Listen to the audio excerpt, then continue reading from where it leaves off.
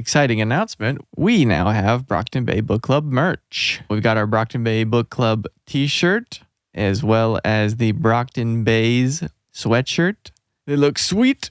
Hannah designed them, and they're amazing. So if you're interested in that, link will be in the description. And shout out to Hannah for all the sweet designs. Thanks so much for your guys' support, and go check it out. Worm is a web serial by J.C. McCrae, also known as Wildbow. You can read Worm in its original format by visiting parahumans.wordpress.com or donate to Wildbow's Patreon at patreon.com/wildbow. This story isn't intended for young or sensitive readers. Readers who are on the lookout for trigger warnings are advised to give Worm a pass. For a complete list, check the description for all of Worm's trigger warnings.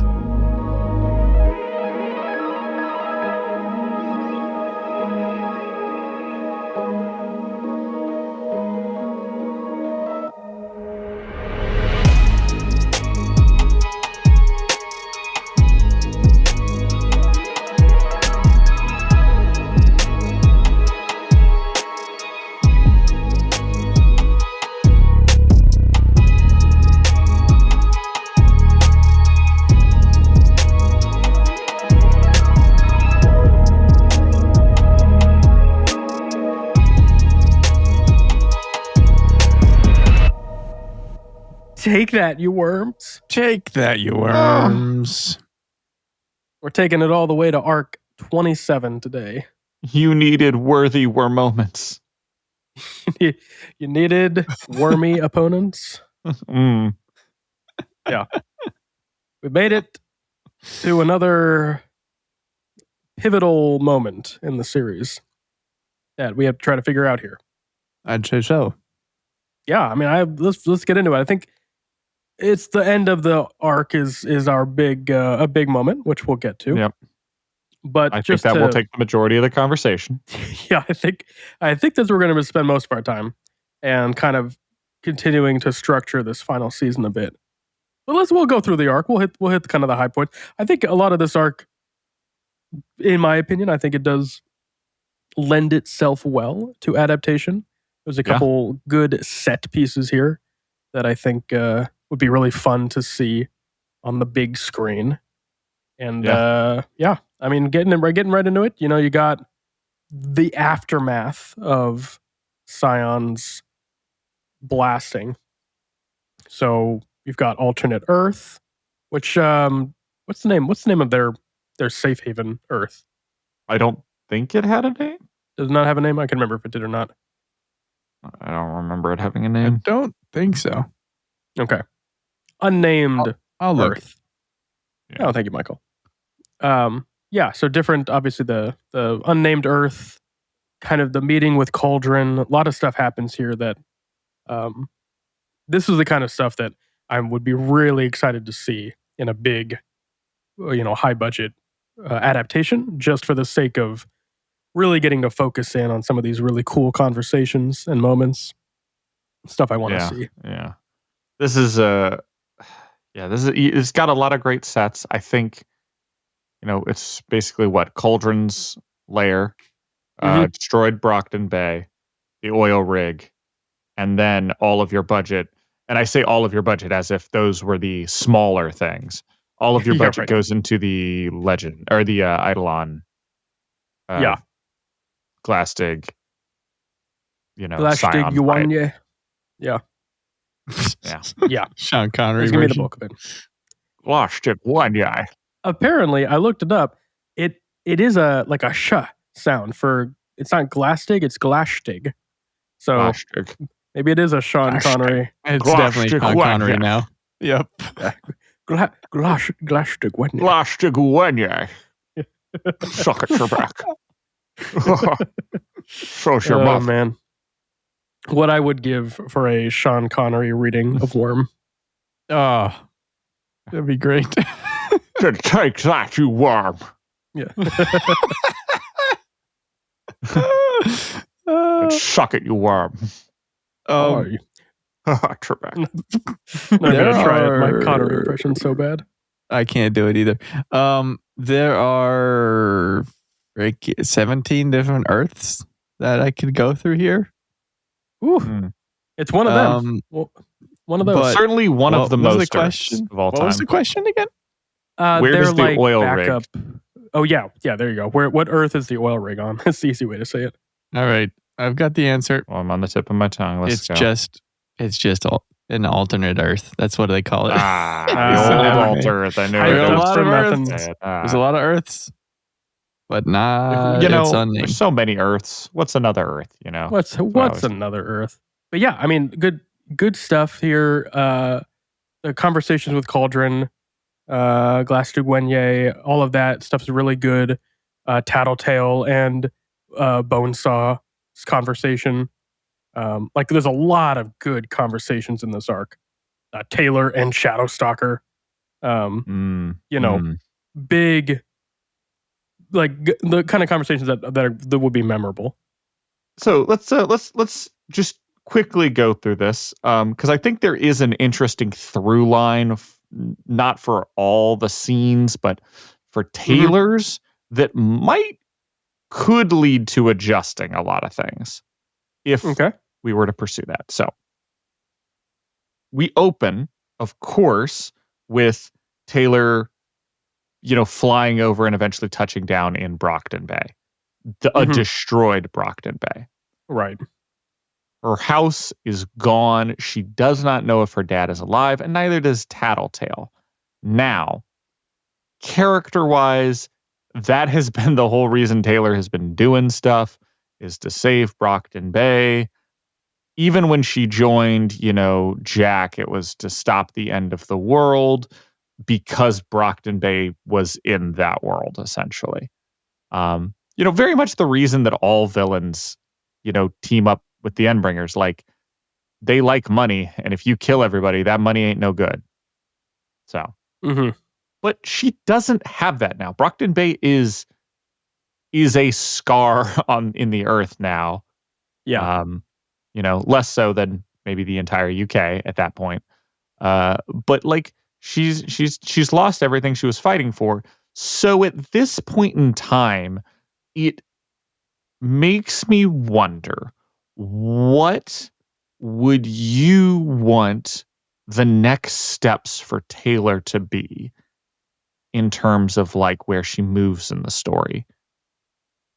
Because in my head, she's never been one to give up, but with such a crushing of her motivation, we do need to lead ultimately to the sort of, we've been moving, because Taylor's always been a whatever it takes kind of gal, to literally no morals, no nothing. This is about survival, whatever it takes, genuinely. And we see that happen in a couple places, but how would we show that? Especially when she goes and talks to Shadowstalker, and the way it's written, she's very dead inside when she's talking to her. But the fact, why would she even go talk to Shadowstalker? Yeah, it's a interesting little dilemma because from a story perspective, like they do lose. Like if you're translating this 1-to-1 to television, to the audience, like this is a loss, and it's hard for me to imagine a lot of shows or stories in general in which your heroes do lose that significantly. And did not be like the point of the story from the beginning and everyone's kind of expecting it. Like you are expecting anyone who's watching this show, assuming it gets made, obviously, is going to expect the obvious victory.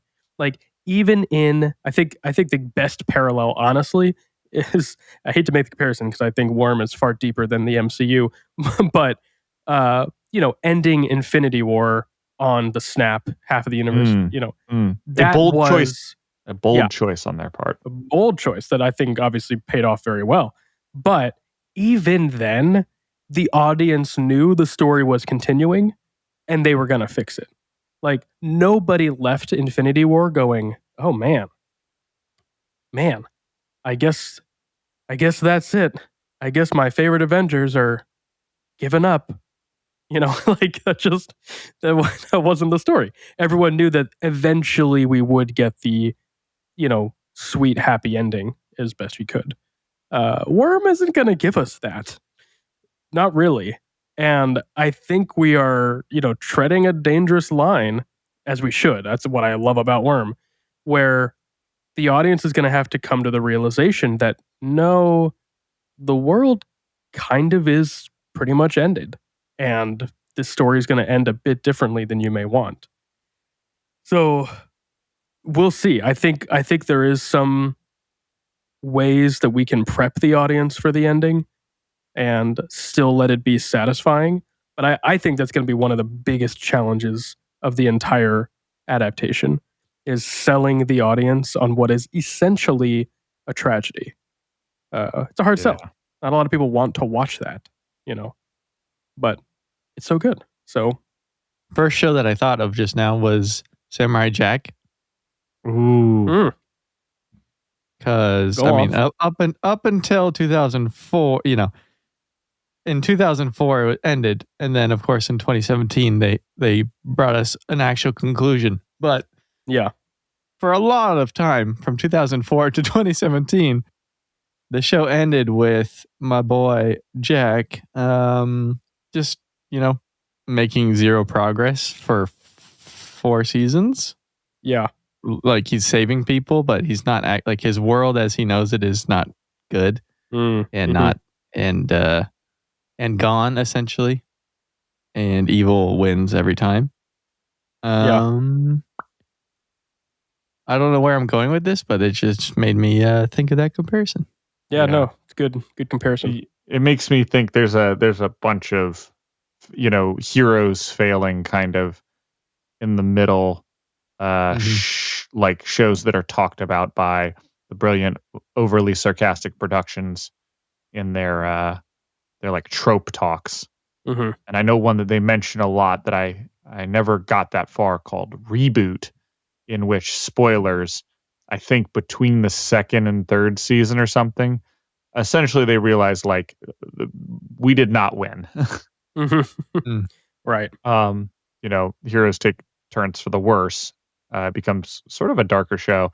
Another one that does resolve a little bit quicker, but is a failed hero for like the last 2 seasons, I think, is She-Ra. Oh, interesting. Like, yeah, I'm not too familiar. they're fighting their happy little battle and they don't win. Yeah.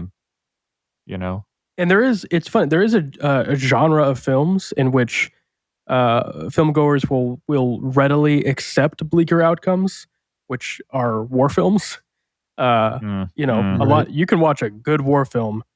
Maybe it's a true story. Maybe it's a loose historical fiction. That kind of thing, and it can end with the entire squad getting wiped, and everyone you've come to love over the past 2-hour film is dead, and you could still be like, man, that was beautiful. I'm gonna cue it up again.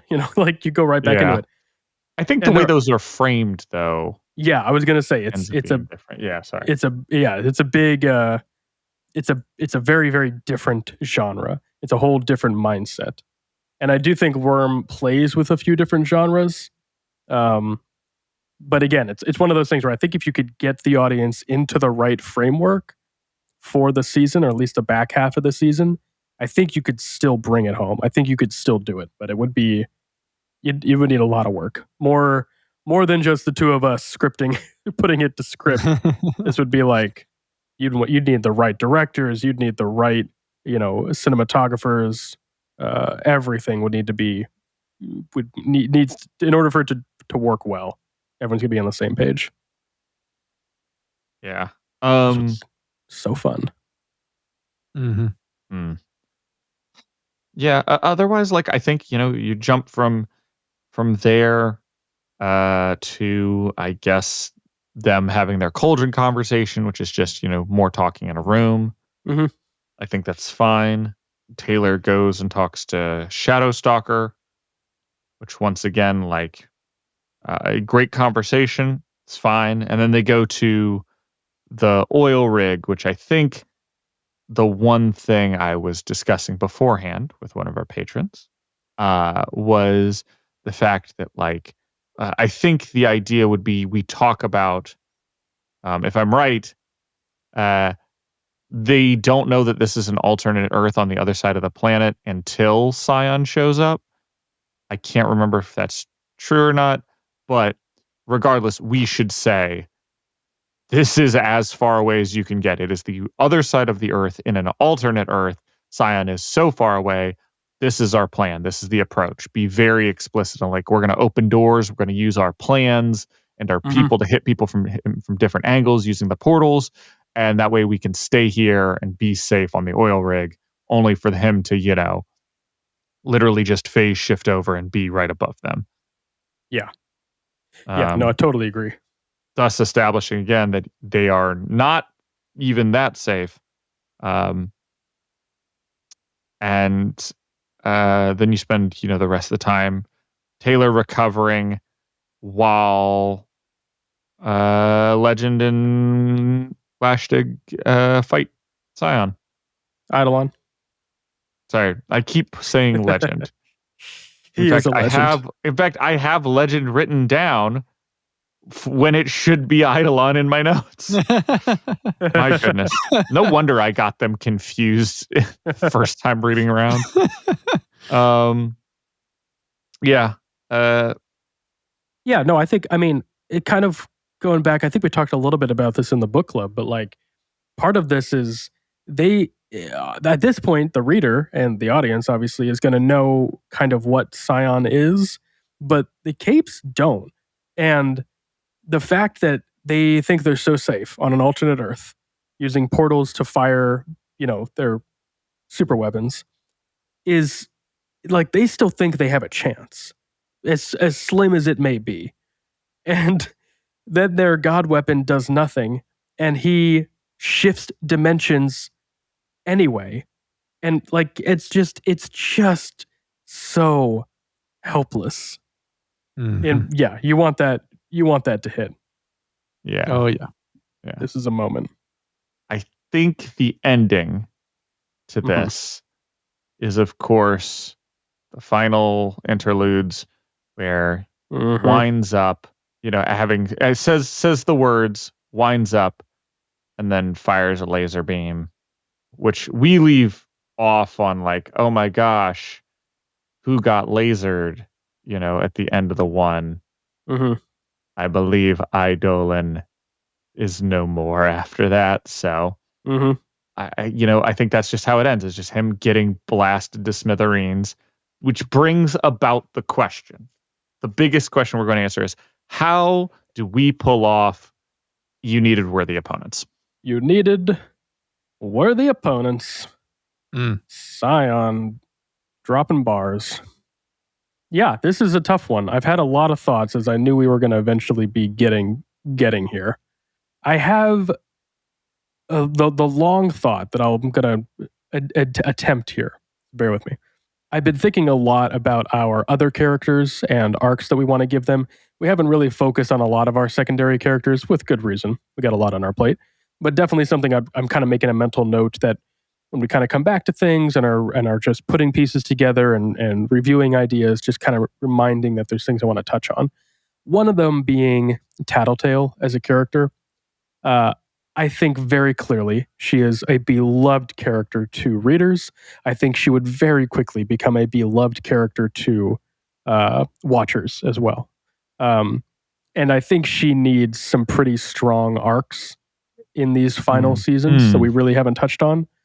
And I think a good way, amongst other things, but I think two good things to give her are, one, have her figure out what the entities are.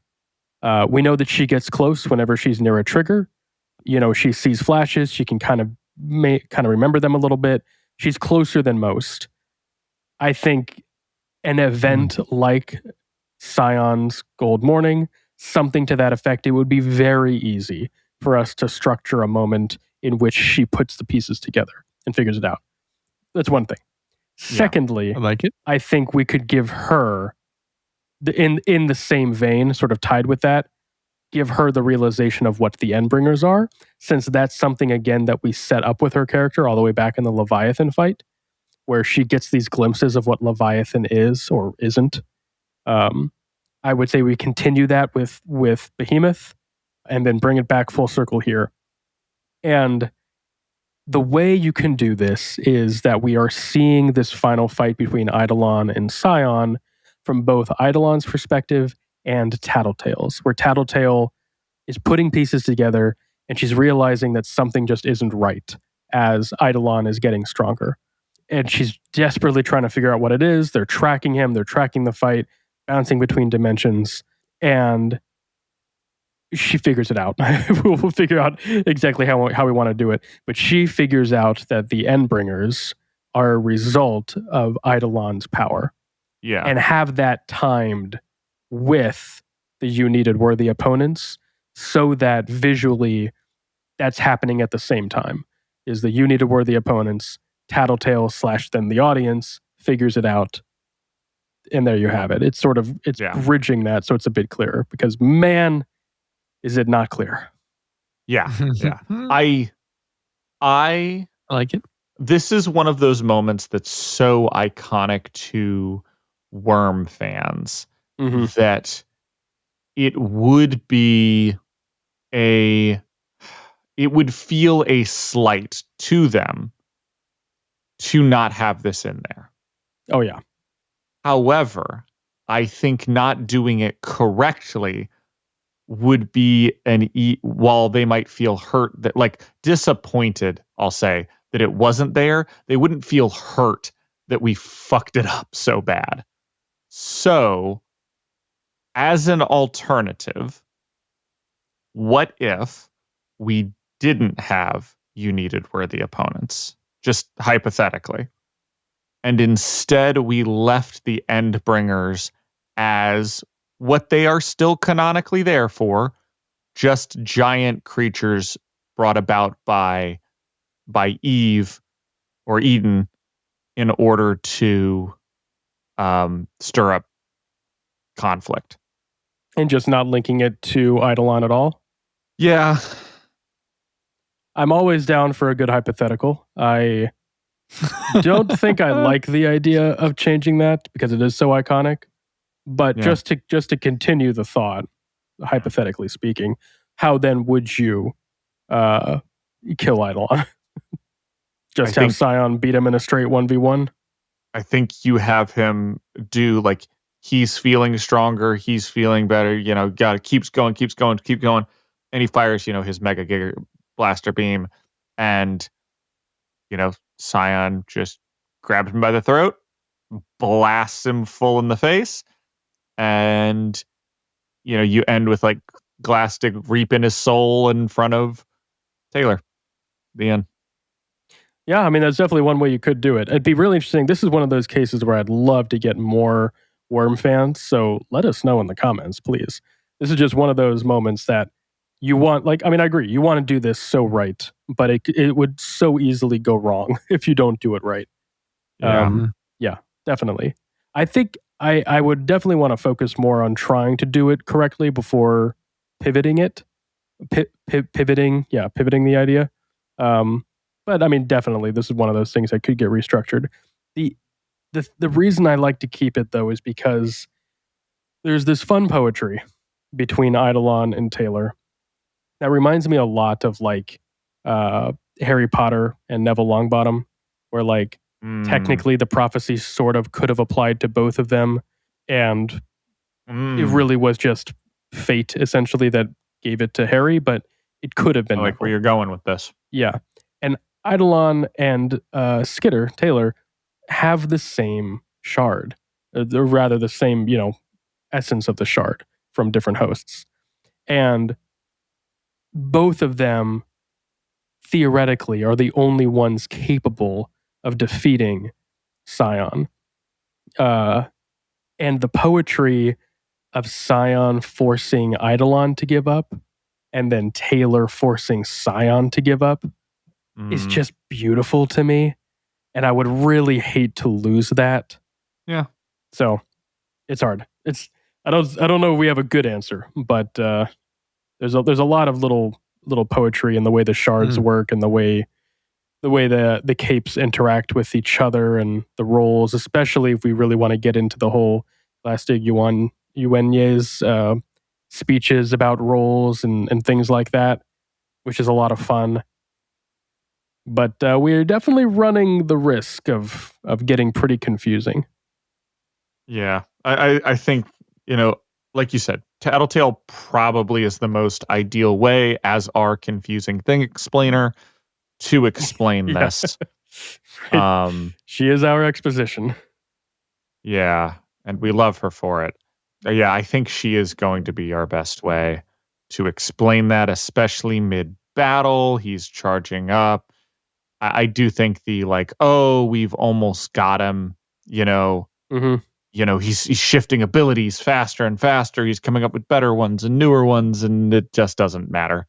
You could also even tack on a more visual too, where maybe Scion at the very end brings them into a alternate, other dimension, and just as they do, they're just in front of all the Endbringers, every single one of them, just standing there, and Eidolon just looks and sees 15, 20 Endbringers, and Scion just looks back. You needed worthy opponents. Yeah, I like that better because we know canonically that there's like 7 or 15 more of them sitting in stasis. Right, just kind of waiting. Or in the abstract, if you will. Yeah. So, especially if they're already punching / shifting through dimensions, that you just have, Scion grab him, throw him into the shadow realm where there are essentially great shadowy creatures, and you just have Eidolon just go like Endbringers, under his breath. And, you could really telegraph it if you're like, they've been here the whole time, or where do they come from? Yada, yada. And then, turns around Scion's right there and just, does the you needed worthy opponents and then blasts him straight. You could blast him in the realm, or you could send him as a burned carcass out of the shadow realm. Yeah. Yeah. And I mean, you could play in, like I kind of mentioned in the Brockton Bay Book Club, we can play up the whole what he needed, right? How we can prep this with Eidolon talking a lot about, I needed this, I needed that, I needed this. So that when we get to the you needed, it's just even more implied. Like, your power gave you what you need. Yeah. Hell, we could even just say that. Like, maybe he's muttering to himself as he's blasting Scion. Maybe visually make it look like he's doing a bit better. Because like when you read it, Scion's irritated, but like he's just casually moving and dodging out of the way. Maybe we make Eidolon actually look like that he's doing some damage for a minute or going to get the upper hand. He's like, my power gives me what I need, and I need to beat you. Whatever, give him something more badass than that. Just kind of drive it home, and then Scion can just sort of turn his phrase against him. No, you needed worthy opponents. Yeah, I like the idea of like, he's doing all his things, and then Scion essentially swings around, throat slams him through a dimension. Like he does like the swing, grab, and as he turns, like, essentially breaks into the other dimension, and then I like it. Eidolon's so shocked, he's like, "Oh my gosh, like where am I?" Sees all the Endbringers, and you can have that happen so fast. That way, you have just the visual of the Endbringers there when he says, "You needed worthy opponents." Yeah, and he, like you said, more like he's muttering under his breath. I need more powers. I need strong. I need to be faster. I need to be quicker. And he's like pulling. I mean, just for display's sake, I know this isn't canonically how it works. He could be, I need to be faster. All of a sudden, he's faster. I need to be stronger. All of a sudden, he's stronger. I need shields. I needed this. I need this. And he's getting all of his wishes are coming true, essentially. Right. Right. Yeah. Until Scion just is done playing around. Right. And goes, you needed worthy opponents. And also, like you said, if we have him talk about how kind of his powers work, and maybe even Tattletale, this is where, Tattletale reaches in and talks, and we explain that a bit more in terms of, oh, you did a lot better. I felt, better than I ever had been when I fought, the Endbringers and big, big bad guys that really tested me. Like, I need, like, my powers will, thrive when I fight against Scion. Like, I know it. Yeah. I need this. And then you get there and, like, yeah, he's kind of correct. You did need this. It's just not the way you thought. Yeah. Yeah.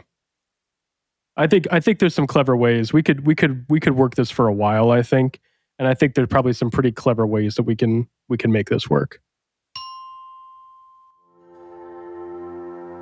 This episode of the Brockton Bay Book Club is sponsored by Maid Marian.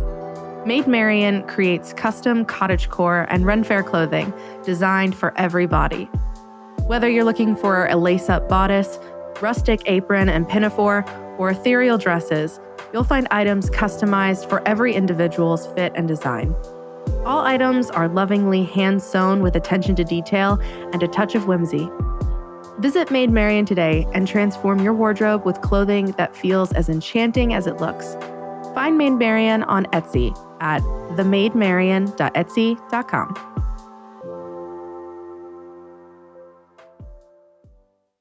Yeah, I think the follow-up to this, if we want to put a cap on that, is focusing for this season about how to not quickly vilify Taylor. Mm-hmm. Because we had Taylor, kill Aster in the last chapter. Yeah. And that was a point of discussion I was talking about with the patron, where I was like, that is sort of the ultimate kick the dog moment. Yeah. You might not be able to recover your character from such an on-screen shooting a child moment. So you either really have to display that there were, like, this is the better option. Like, you really got to put that on display that that's the better option. Or you have it happen in a different off-screen way, other than her just straight up taking a gun and shooting a baby. Yeah. I think that both the sensibility of television as an institute and the sensibilities of the viewers would both be in jeopardy there. Yeah, no, it's a good thought. That's gonna be hard to pull off. Yeah. So there's that. And I think it also, if we do show that is telegraphing what lengths Taylor's willing to go, to save people, she will destroy them. Mm-hmm. That is, and that is what is going to happen. So, yeah, I think that is just something we need to keep in mind as we go forward, that this is, especially like we've done before, this is the theme of whatever it takes again. Mm-hmm. You can do little subtle things, like we could age Aster up just a few years. So she's not, because she's like, what, a toddler in the story at that point? Yeah, like, it's just, that's rough. it's rough. So maybe she's a bit older. That helps a little bit. Things like that. Truthfully, if, Aster was a baby when we started, then by the time we got to the end of our thing, she would be, she'd be still the same age. Who am I kidding? Yeah. So, and before people do, like, I get it. Worm's a dark story. We're not trying to say it's not. I'm not trying to remove it. Just that when you're adjusting mediums in these ways, visually, that type of imagery is going to be a lot harsher than it is when you read it. And so audiences are going to be quicker to react to something like that. Yeah. This would very much be our Dany moment from Game of Thrones if we did that. Yeah, right, exactly. Right. Like, yeah. Where it's just that much of a character shift. Because, yeah, I mean, truly, and it's hard because Taylor does a lot of the wrong things for the right reasons, quote unquote, her right. And we love her for that. And it is true, like, Aster, it's very possible that it was a mercy kill. She certainly thinks it is. Taylor thinks it is. She's not just killing a child here, just for fun, So this could fit in line with, and it does. I think when you read it, it works a lot better when you read it, obviously. And I think it does fit in line with, who Taylor is and what she's willing to do. But yeah, like, I mean, to your point, I think, like you said, you've got to be introducing this, I think, a lot sooner and a lot clearer to the audience. Yeah. Especially with where we go from here, because it doesn't get easier. Yeah. Yep. Yeah, I have some more thoughts that I want to get out as we get into these next couple arcs. Broadly, I think Taylor as a character and Worm as a story shares a lot of similarities with elements of both Greek and Shakespearean tragedies that I really, really like. And I think we can maybe utilize that to our advantage because these are tropes and frameworks that audiences are very comfortable with and familiar with. And I think I'm very optimistic that you could really do these last few arcs very well, and that audiences would like them. But it's tricky. It is a tricky one, for sure. Totally agree. Yeah. We've discussed the problems, and then now we'll see how it affects them. We'll see them. Yeah. As I'm going through, I was like, oh man, they do explain explicitly about the Endbringers and Eidolon in the next arc. Oh, do they? And it's funny because I obviously haven't reread Arc 28 yet. Yeah, so, which I feel like it's this explicit. I would have remembered, like, that is something that I read pretty explicitly for the most part. First go around. I feel like I would have known that if I'd read it. They talk about it a bit. That's funny. So maybe my memory's just real bad. So I'm sitting here like, I have to have known this. There's no way I missed this much.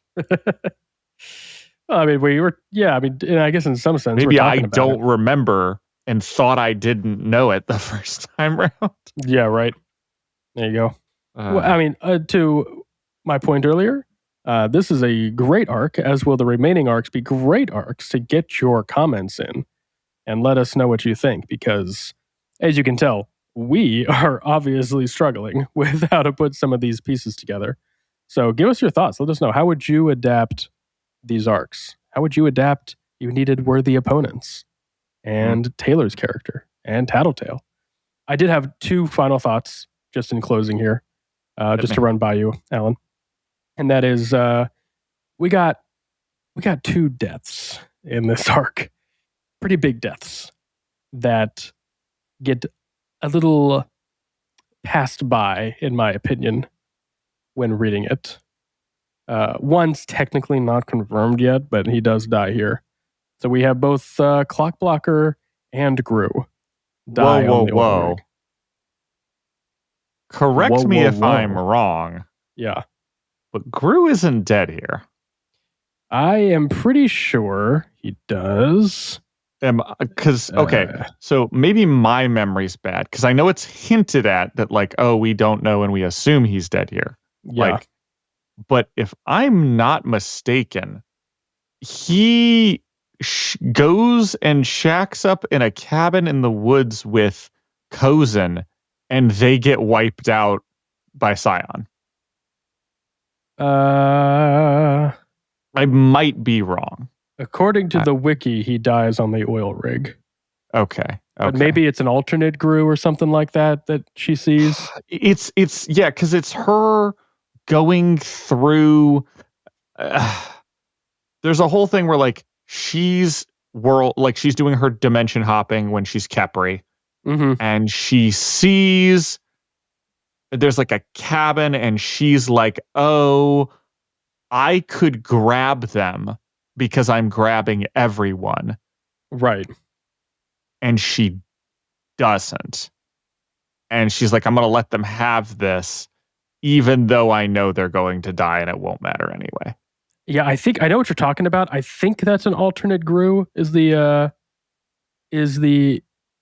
sort of idea there, but yeah, I'd have to confirm. I guess we'll get confirmation in Arc 28. I think he dies in the oil rig. Our Gru dies in the oil rig. Because that's what the obvious answer was, but I could have sworn. You know what? And honestly, either way, even if it is sort of more off screen later, that's not that much better. It's not a great send off. It really is not. Oh, somebody. Here we go. I think from what I'm reading is that Tattletale lied to Taylor about it. That she told him he went to a farm. Oh, farm Yeah. Oh my gosh. Interesting.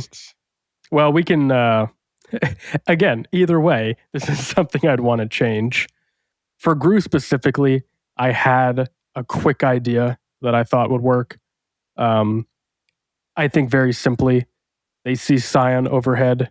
Everybody starts to freak out. They're standing at the edge of the oil rig, and Gru pushes her off as the oil rig gets destroyed. And Taylor still takes the brunt of that blast and barely survives, but there's just, in his final moments, he saves her. Just something, Yeah. something to help. That's true. We Anything. can't. Yeah. I was trying to remember if Cozen was there too, because I thought she might have left. Because he's like, Taylor's like, no, all the others go. We actually need you. So she's kind of responsible for him dying too. Yeah. Or, I mean, if you want to, I mean, I think it's more poetic that it's Gru. But if you want to please the shippers, you can make it Clock Blocker. And in his last moment, he freezes her. And she survives the blast because she's in stasis. Every ship is possible. You Oh have my a gosh. Oh my gosh. Full of these ships, and any one of them could set sail. Now, are some of these even boats? No. There it is. I knew it They're was not coming. even in the water. Yeah. I do think that you are on the right track. I think that maybe having Clock Blocker I think Clock Blocker would be good because she'd be concerned about where Gru is, potentially. And having Gru appear in Glastig's arsenal as the reveal that he died, as opposed to, Clock Blocker. Because, we didn't really pay attention that Clock Blocker was there necessarily, as opposed to Gru, who is somebody that we would actually be like, where is he? Yeah. Actively thinking about. So Clock Blocker pushes her off. He goes out, being all noble. And then Taylor's in the water. She comes out. She's thinking where the fuck is Gru? And then we, or the audience is left thinking where the heck is Gru? Right. And then of course, very quickly, later, he is revealed to be part of her ghost squad. So. Yeah. Ugh. Either way, just something to mention. We got to give better send off for our boys. Yeah. Yep, 100%. They deserve it. They deserve it. They need it. Well, Allan, any final thoughts on the arc? No, honestly, this went longer than I thought it would. Yeah, I mean, we're kind of these arcs going to be fun. I think there's a lot of little things we're going to dwell on, but a lot of the big set pieces I think are going to just translate very well. A lot of the fights and stuff, so that's just kind of going to be natural.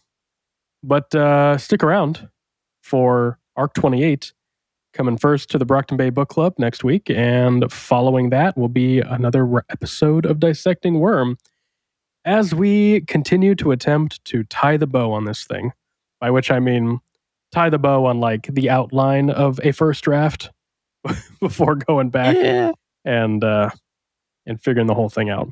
But Michael, thanks as always for making us sound so good. Absolutely. Appreciate you. Allan, thanks for joining me as always. Oh, thanks to our lovely patrons who pitch in and give us good ideas and things to think about. And if you would like to pitch in and give us good ideas and things to think about, consider joining our Patreon and joining our exclusive Discord. We have bonus content and chats with fans. Be a lot of fun. If not, we still appreciate you. Thanks so much for listening. Don't forget to like, comment, subscribe, all that good stuff. Especially comment. I really want to hear what people have to say. Check and that thoughts they Reddit for the discussions if you're not already. Your discussions on Reddit. We post on there. So you can the easiest place to leave comments on what you think we should do. Absolutely. And until next time, as always, take that, you worms. Thank you so much for listening. Read along with us at parahumans.wordpress.com. We'd love to hear your thoughts. What did you love? What did you hate? Anything you think we missed, etc., as long as it's kind. If you'd like to get in touch, you can find us on Twitter, Threads, Instagram, TikTok, and Reddit at BrocktonbaybC, or click the link in the description.